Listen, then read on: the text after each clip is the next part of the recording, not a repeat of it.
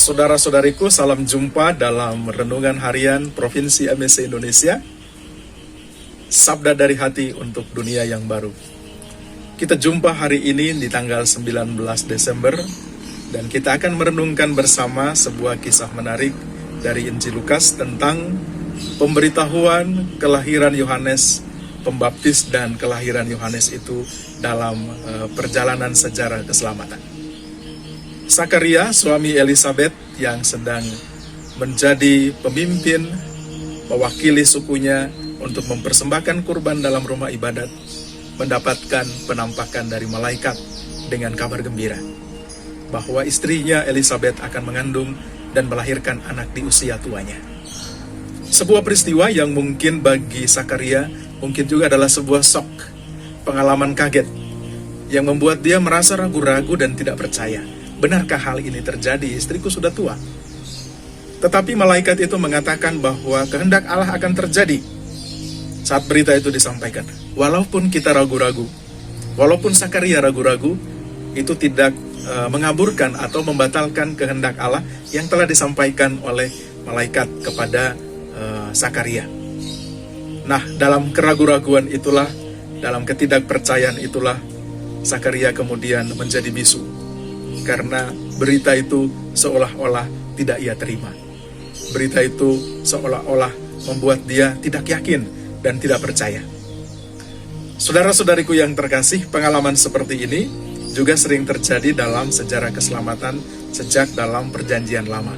Misalnya kelahiran Samuel, ibunya yang berdoa kepada Tuhan memohon semoga Samuel memperoleh keturunan, dan lahirlah Samuel dalam keluarga dan kemudian dia persembahkan kepada Allah sebagai orang yang seorang nabi yang hebat.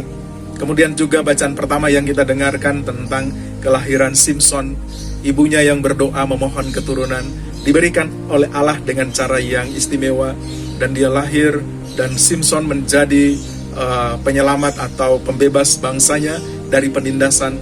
Itu juga berkat doa-doa orang yang percaya. Mereka percaya dengan doa-doa mereka. Sebenarnya saya merenungkan Sakaria juga mengalami hal yang sama. Ketika berdoa, dia mempersembahkan kurban dalam rumah ibadat, pasti doanya semoga mendapatkan keturunan. Tetapi berita itu seolah-olah semacam hal yang mengagetkan dia, sehingga dia menjadi ragu-ragu dan tidak percaya. Dalam keraguan-raguan dan ketidakpercayaan itu Allah membuat dia menjadi bisu sampai kelahiran sang anak Yohanes Pembaptis. Saudara-saudariku yang terkasih, pengalaman seperti ini sering juga kita alami, bahwa sering doa kita dikabulkan itu dalam peristiwa hidup atau pengalaman-pengalaman sederhana yang kurang meyakinkan kita. Pengalaman-pengalaman yang membuat kita bertanya, benarkah ini terjadi? Tetapi sekali lagi warta Injil hari ini mau mengatakan bahwa jika Allah menghendaki, ketidakpercayaan, keraguan-raguan itu tidak akan menghapus rahmat dan berkatnya untuk kita. Atas cara apapun. Mungkin melalui pengalaman yang tidak mengenakan, mungkin melalui pengalaman yang membuat kita ragu-ragu benar-benar. Tetapi ketika Dia berkehendak, peristiwa itu akan terjadi dalam hidup kita. Saya meyakini demikian dengan belajar dari pengalaman bahwa Tuhan tidak akan pernah membatalkan bila Ia telah berjanji. Dia setia pada janjinya. Saudara-saudariku yang terkasih, dalam kebisuan Sakaria merenung sepanjang masa di mana ia menanti kelahiran sang anak. Dan dalam permenungan itu, dia menemukan bahwa sebenarnya Tuhan mengingat setiap orang dengan doa-doanya. Kita hanya perlu memang lebih banyak juga berdiam. Saat kita memohon dalam diam dan dalam ketenangan. Dan kita menyimpan juga segala rahasia dan perkara kita di dalam hati, seperti Sakaria. Sampai pada hari kelahiran Yohanes, nama siapa yang akan diberikan kepada anaknya, dan dia menulis namanya Yohanes. Saudara-saudariku yang terkasih, keraguan-raguan mengantar kita pada pengalaman ketidakpercayaan. Tapi pengalaman ketidakpercayaan itu juga membentuk kita untuk mulai merenung. Benarkah Tuhan punya kehendak demikian? Dan pengalaman perenungan ini menghantar kita kepada sebuah peristiwa penerimaan. Inilah kehendak Tuhan untukku. Inilah kehendak Allah yang harus saya terima.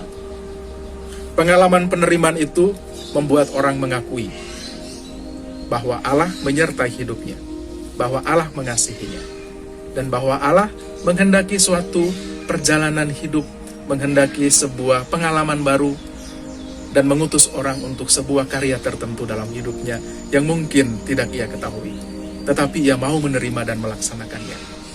Yohanes lahir dalam keluarga Zakaria dan Elizabeth, dan itu adalah berkat karena dia mempersiapkan jalan Tuhan, mempersiapkan kehadiran Yesus. Dia berkhotbah, membaptis orang, dan semoga setiap orang yang dibaptis menerima benar-benar kehadiran Kristus dalam hidupnya.